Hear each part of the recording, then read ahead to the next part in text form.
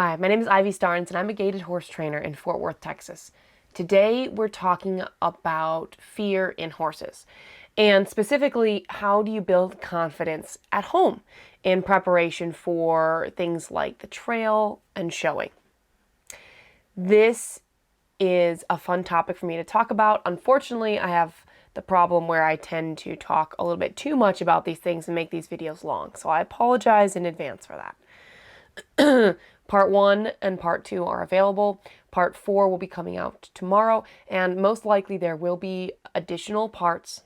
So, confession, I was going to go to the barn and work with 2 horses and get footage for you today, but I didn't feel well. So that footage did not happen. So I wanted to show you examples of using like tarps and like a gun sound to show you how to work with a horse that might be scared of it.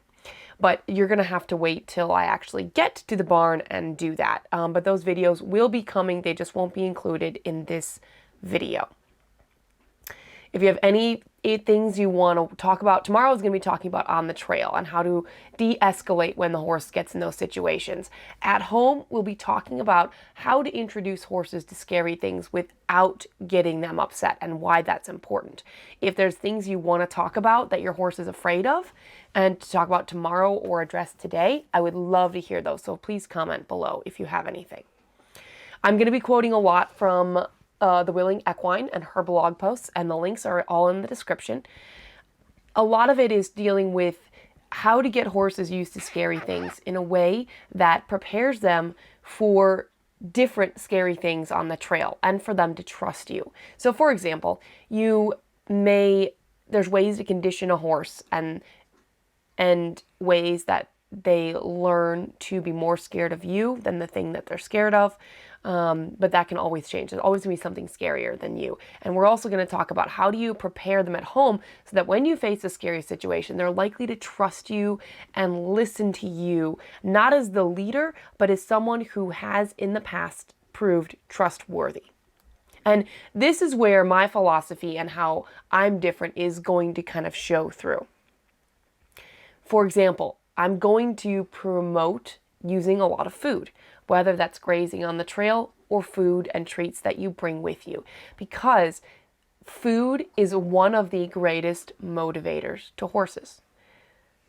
But a lot of people aren't going to want to do that, and that's okay.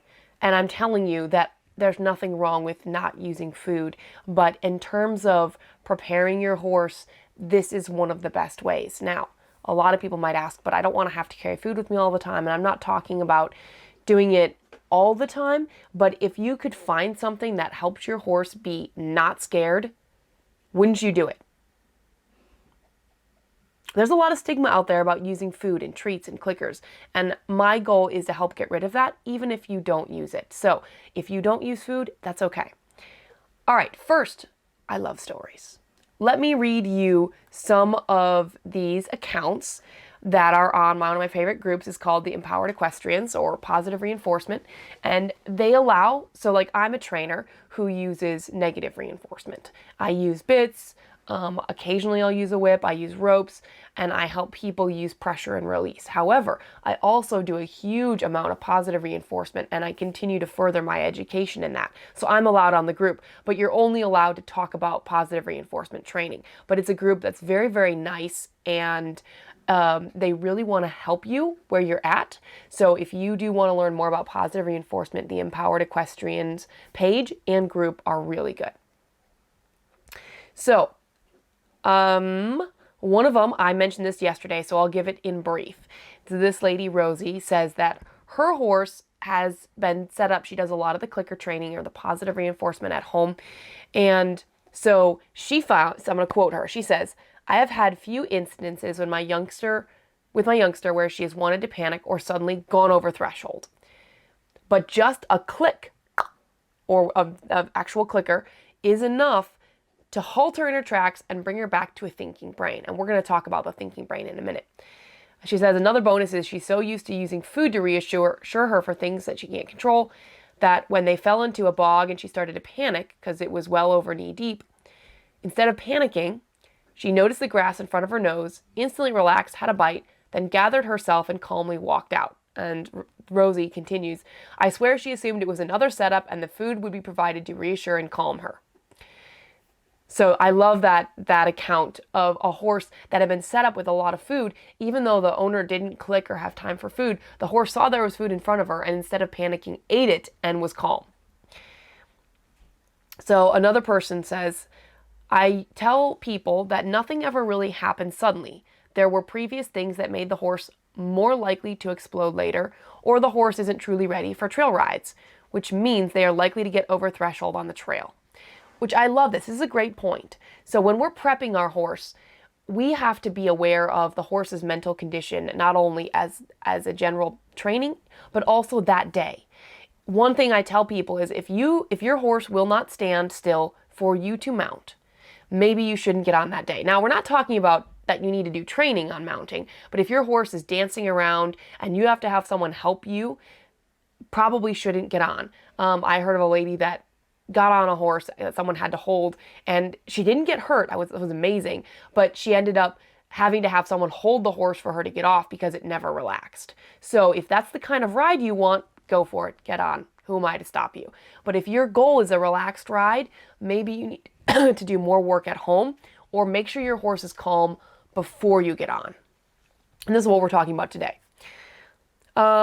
Sometimes we don't know when something is going to happen, because yes, sometimes things do happen out of the blue. And this person says they follow these steps. Dismount and get myself between the horse and the trigger so the horse can feel more safe. Add distance between the horse and the trigger. Play the horse's easiest favorite game with high value treats. So this is treats that the horse loves, not just ones that they kind of like. And it goes on, and we'll go through more of these tomorrow because these are things to de-escalate. And then there's a video, and I need to ask her if I can share this maybe tomorrow. Her horse is afraid of plastic bags, but ends up checking out the bags on her own just because the positive reinforcement training at home trains the horse to be curious. Okay. All right, let's move on a little bit here. We'll see if we have any questions. Probably not yet. Regina says, hi from Ontario. Never too long. Appreciate all that you do. You're welcome, Regina. And Lisa says, glad you're bringing R+ or positive reinforcement to this discussion. So again, I'm going to be leaning heavily on food and positive reinforcement because I think it can really shape a horse. So let's talk about how positive reinforcement is different from other types of training. So positive reinforcement is, in this case, having a bridge signal, a click, whether it's a physical clicker that goes, or you use a tongue click like, or you use the word yes or good, but it has to be the same thing, and that's the bridge that tells the horse they did something right and food is coming. And we're not getting into everything about positive reinforcement today, but let's talk about other types of ways you're at home that you might know about to get a horse used to things. So in this example, we're just going to use like a tarp. But you could be a saddle, it could be a big ball, it could be anything the horse is scared of. It could be a four-wheeler, tractor, cows. Somebody said that their horse is afraid of cattle. So the first most common, this is from the Willing Equine.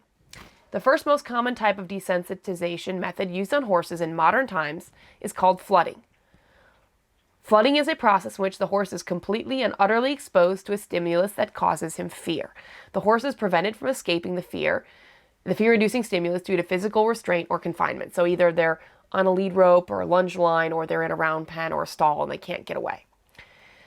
And then she says, such as through ropes or reins or an environment such as a round pen or arena. I should have just read what she said. The horse is then kept with or exposed to this fear-inducing stimulus until it is no longer responding to the stimulus. Note, she didn't say kept with the fear-inducing stimulus until it's not afraid. She said it's kept there until it doesn't respond. So this usually ends up having a horse that is in a state of learned helplessness.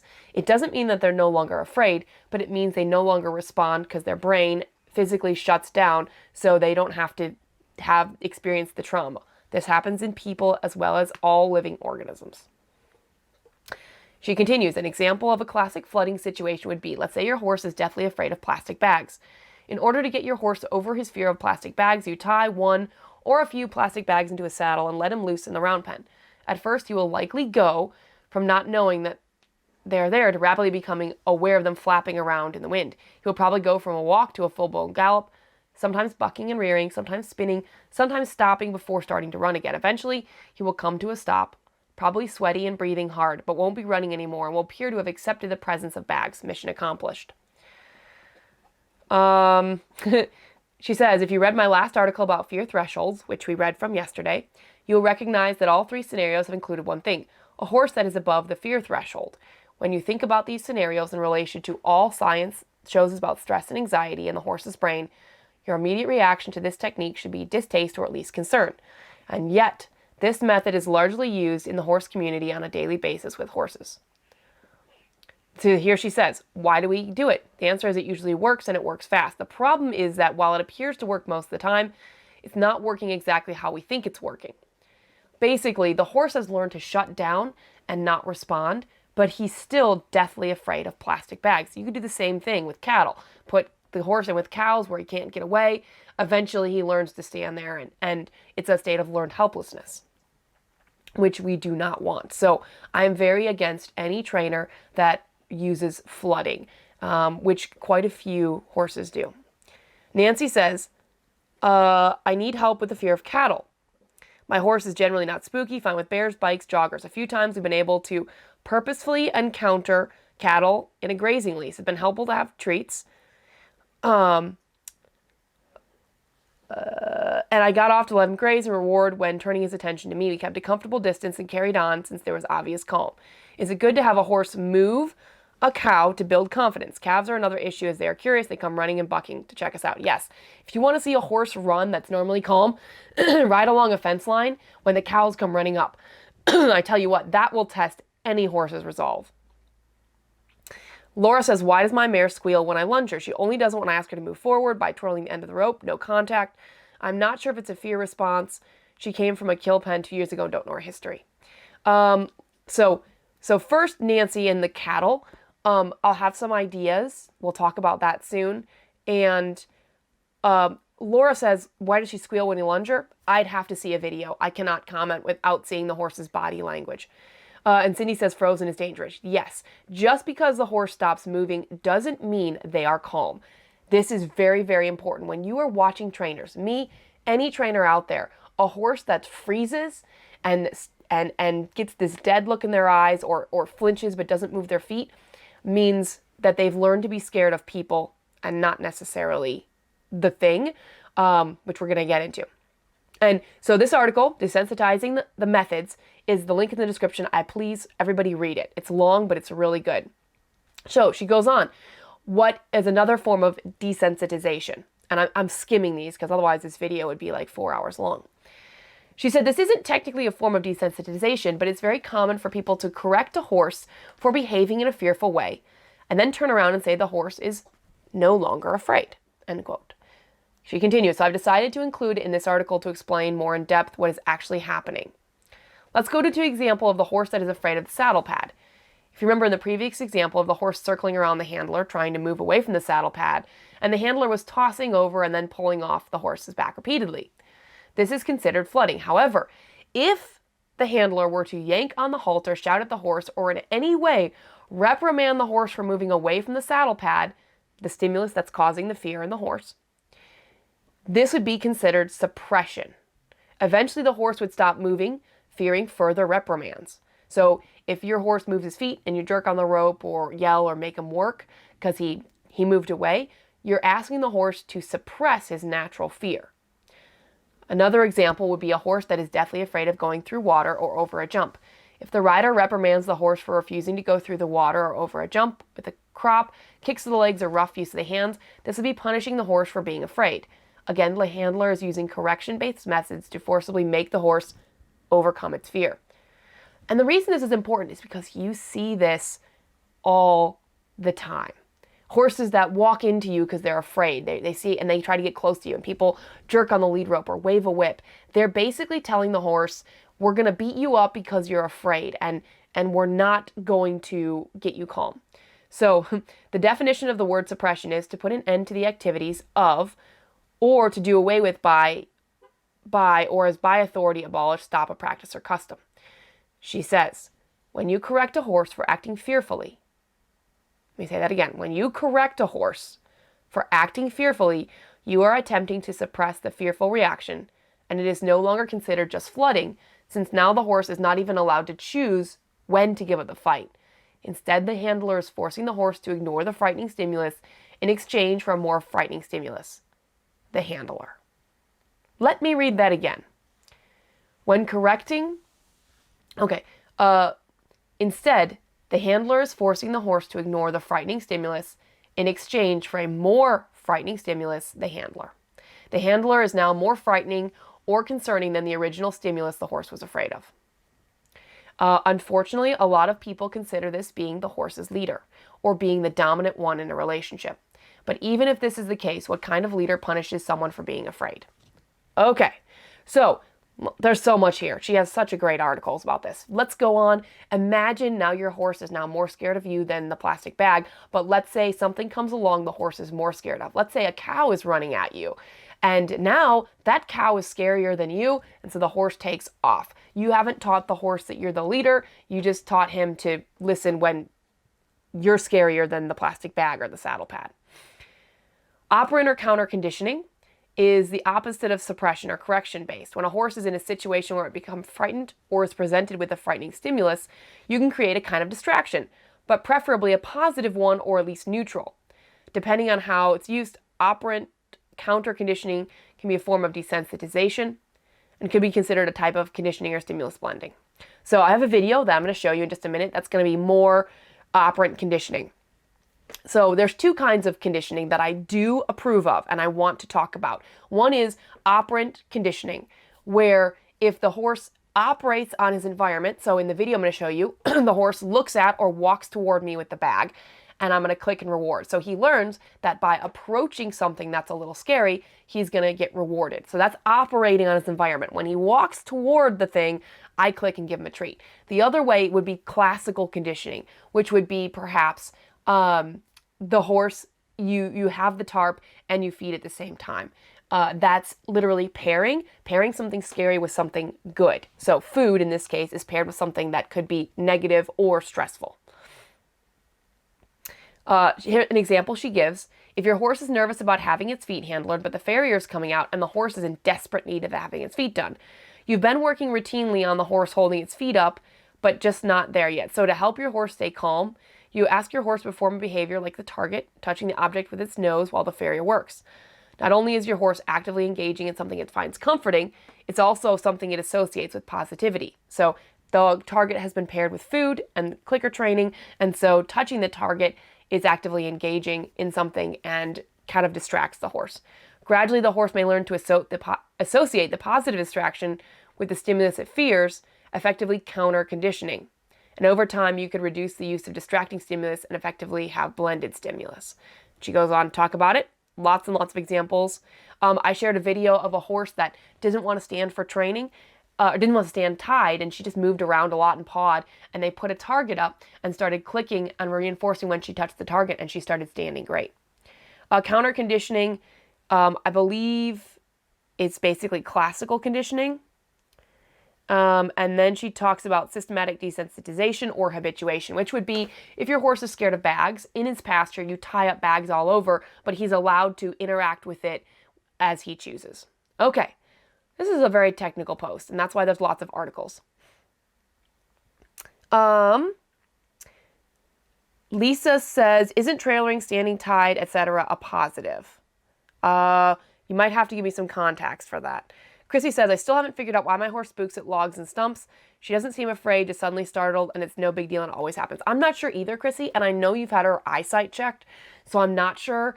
The only thing that I can think of right now, even though I know it's things she's gone past multiple times, is to have her walk up to every log and stump you see and give a treat on your next ride. Everything that she doesn't spook at, walk up to it. Let her touch it or just get close to it and give a treat. Something to try, and then if she figures out that logs and stumps are great, maybe she'll just stop spooking with them and you can stop feeding. Just a thought. All right, let's watch this video. This is not like an amazing video because it's from the GoPro on my head. I'm in a video, like I said, I wanted to get more videos today, but I was sick. So we're gonna go ahead and take a look at this video. This is Flynn. He generally is more scared. I'm using a plastic bag. So the reason I'm showing this video is I've talked to people who have had horses that were scared of plastic bags. And what they did is they had the horse in a round pen and they started right next to the horse and started waving the bag around and literally started chasing the horse around. But they did not outlast the horse. So for whatever benefit there is in using flooding, you have to last longer than the horse. You have to do it until the horse stands still. They did not, so the horse continued to be scared of bags. What I propose is that anything the horse is scared of, and this is at home ideally, not on the trail yet, anything the horse is scared of, you start far enough away that the horse is not scared. So let's take a look. It's not a perfect video, but it's going to show some things, and I loved, it's about 4 minutes, 3 minutes long, something like that. It's not very long, and I want to just give you a brief example, and then watch for videos in the upcoming weeks as I actually get better video of this. So I have in my pocket here a bag, and I have no idea. I've never done, you know, this training with him. So imagine, see how that's scary to him, and he moved away. So my goal is I don't want him to move away. So my goal is to come away from him, far enough away, that when I move the bag, good job, and I put the bag behind my back, that he doesn't move. So many people want to start close to the horse, but what I want to do is I want, and now he's following me, but see, he's reacting to the bag, so I want to get away. So now, there he didn't move, and I put the bag behind my back, so I don't want to walk up and scare him with it. My goal is for him to not move his feet or react negatively to the bag. So, good. So I have, you can hopefully see the bag here. I want to move away. He's following me. But imagine your horse was really scared. You'd start on the other side of the round pen. That's why I'm backing away from him. And you can see he's not coming all the way up to me. That's fine. I'll keep backing away from him because clearly he's not. There he was okay with me waving the bag. And I go to him, hide the bag, not because I don't want to startle him with it. So I'm coming away again. Good. And I'll get a, hopefully, I think I have a tarp, and I'll get that out too. But I'm going to back away, wave the bag, and I like that he didn't move. I don't want him necessarily to follow me. Good job. I want him to stay there and chew. I want to move away. Good job. Because what people do is they come up and they're like, okay. And see, there he moved. I was demonstrating that's not a good way to do it. And see how he's still backing away from me. Big chunks. There you go. So I want to move away where the horse won't react. And for some horses, it could be all the way across the round pen. For him, if I get, say, 20 feet away, it's okay with it. He may be a little bit done with his food. There's some bigger chunks in there. Some treats that he may not like. I can pick those out. Might have gotten some of the bigger ones stuck. So I'll drop some of the bigger ones in here. Again, I have the bag, but I want him to not react. Good. There's only little ones in there. Move away. You can see that his eye got worried there. He has a worried eye right now. And so my goal is to not get him to put that head up, to jerk his head away. And he's one that does tend to be like, if something moves, he jerks his head away. It's like that there, how he jerked his head. So clearly not there. Oh, got some poops to check out. Make sure I don't have any big chunks in there. Good. I'm gonna walk away.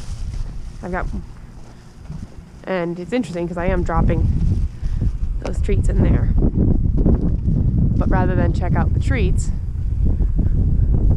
he's, so there he got a little bit more relaxed. Need to go get more food. Good job. All right, so there was Flynn and just a little bit, I don't think it's amazing training, but I want to show you how I move farther away. And that's another thing. At home, you can take whatever the horse is scared of and move it away from them. So earlier, Nancy asked about cattle. She asked about moving a cow. Yes. So one thing I'd recommend is actually if you can go to a place where there's cows in a paddock, and ride outside the fence to start with. So like the cows may be moving around. Like I said, the calves may come running up, but they can never get too close. So you start farther away and you reward the horse just for being calm even when they're moving around, and then gradually work closer. But this is where body language comes in. If you see your horse getting distressed, head up, nervous, move away. Don't continually make them go closer and fight with them to go closer when they're afraid. Prove to the horse you're trustworthy by retreating. And again, this is at home. We're talking about like preparing. Same thing with the tarp. You could take the tarp away from the horse or let him explore it on its own. And the thing is, by doing this and rewarding the horse, or at least not scaring him, by at least moving away from him or taking the scary thing away, what you're doing is proving the horse that you're never going to put him in a situation where they're going to get scared and you're going to be untrustworthy. You're not going to scare him. I scared Flynn a couple of times on purpose in that video, but not because I want to do it ever in practice, but just to show you. And you could see after I scared him, he was hesitant even for me to come up to him. And that's a lasting thing that can happen. We haven't even gotten to the other articles. I'm sorry how long this is. All right, let me get back to a couple questions, and then I want to read something else. Abigail says, hi. Abigail says he's so cute. Yeah, Flynn is so very cute. Lisa said, sorry, my phone glitches. A positive way of learned helplessness, trailering, standing tied, be tacked up. Learned helplessness is always bad. So the thing is, learned helplessness works, but the question is, as a practice, is that something we want to do with our horses because their thinking side of their brain gets turned off. So yes, it can help keep horses from trauma, but it also creates trauma in that situation. Chrissy says, how would I do this using drag obstacles? Kelly hates drags, but she's okay if she can see the drag. Okay, so Chrissy answering, would I do this to drag an obstacle? So one thing you want to be able to drag, start with the least scary thing. So maybe that is a short lead rope and you drag it on the ground and at first it's just next to her and you reward her. I mean, you know how to do all of this and stop and praise and do this at home and then gradually make the rope longer and longer, but you're not dragging anything and it's something you can always drop. So it never gets too scared. And I don't know if you mean from the riding or from the ground. And gradually, have it. So if you're dragging a rope, you want to, usually when you drag something, you keep turning to the inside if it's on your right side so you can see it. Gradually start to turn a little bit to the left where she can't see it and then come back. And then once you feel she's getting better, then actually put something on the end, but always make sure you can drop it. Looks like Cat H training. Warwick uses some great scientific information out there. Yeah. And Cat H, you can look it up. There's a bunch of cat symbols. And the idea is that whenever your horse, before they start to get scared or right when that fear starts to come in, you move away. And there's a lot of information about that. Which I agree with Lorinda. That's good. There's a lot of good information. But Cat H training is not positive reinforcement. I like Cat H training and I like their other variants and there's some really good information, but just so you know, it's not positive reinforcement. Ed's Walking Horses says, if you think about it, you're doing negative and positive reinforcement at the same time, and the video showed. So a double reinforcement. Yes and no. I move away, but I'm not actually putting pressure on the horse. But yes, you can do positive and negative. Abigail says, agreed, scaring is counterproductive. And Chrissy says, both on the ground and under saddle for dragging something. Yeah, Chrissy, if we get together soon, we could totally work on that and video it because people might have questions about that. Okay, so I showed you the video of Flynn. I want to talk briefly. So we've talked about some different kinds of conditioning. There's 2 articles. There's 3 articles from the Willing Equine. Please read all of them. They're really, really good. So working at home, let's get back to that. I wanted to have more videos to show you. So I'm planning to, in the next couple weeks, work with Flynn and Gunner, 2 of my horses that don't have a lot of training, using tarps and bags, getting them comfortable with it, videoing the whole sessions, as well as like a cap gun. So we have a gun noise. When you have something they're scared of, if you start to pair the fact that you never put them over threshold, you never purposely scare them, and you pair it with food and the fact that they learn to trust you, they start to trust you even on the trail. Now, let's I'm going to read this. This is, so my friend who started Empowered Equestrians, this is her post. Because I asked about how do you help a horse relax on the trail. She says, this comes down to educating the owner more than the horse, as most horse training does. They should be learning to read, to feel, to observe their horse as a beginning with feelings, not something that is in control and out of control, just what the horse's feelings. Because there is a whole lot of middle ground there, and often when a horse is out of control, they are often in an emotional state beyond learning, out of control themselves, and not just out of our control. I love that quote. That's fantastic.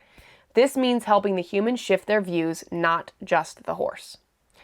Tools they can use is teaching some solid positive reinforcement, or R+, same thing. Training behaviors they can use in an emergency to allow them to stop and focus on something that feels good to the horse. Like head down, stand, back up, target, just anything that allows a high rate of reinforcement and gives the horse something they enjoy to focus on. But if this is the horse's only source of R+, I don't know why a horse wouldn't start balking right away. This might encourage them to start adding R+ into their rides. So the idea is, even at home, even if all you said you were going to do was teach him to touch a target, a very safe behavior, and you can use anything. You can use a ball, you can use a pool noodle.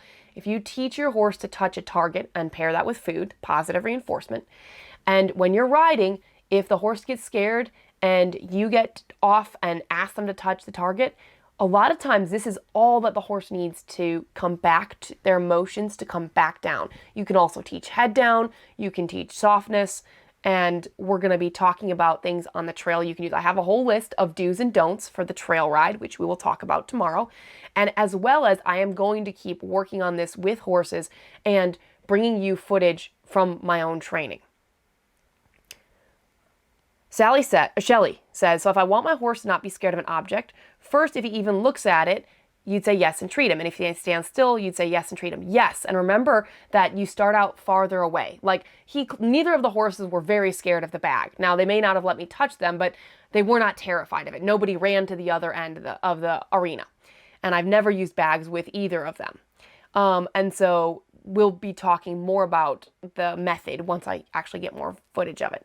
Cindy says, I've seen where you can drag things in front and having the horse on a long line. When they go toward the scary thing, it builds up confidence in you and themselves. Yes, that will be when you're walking in front of them and they're kind of following. That can build confidence.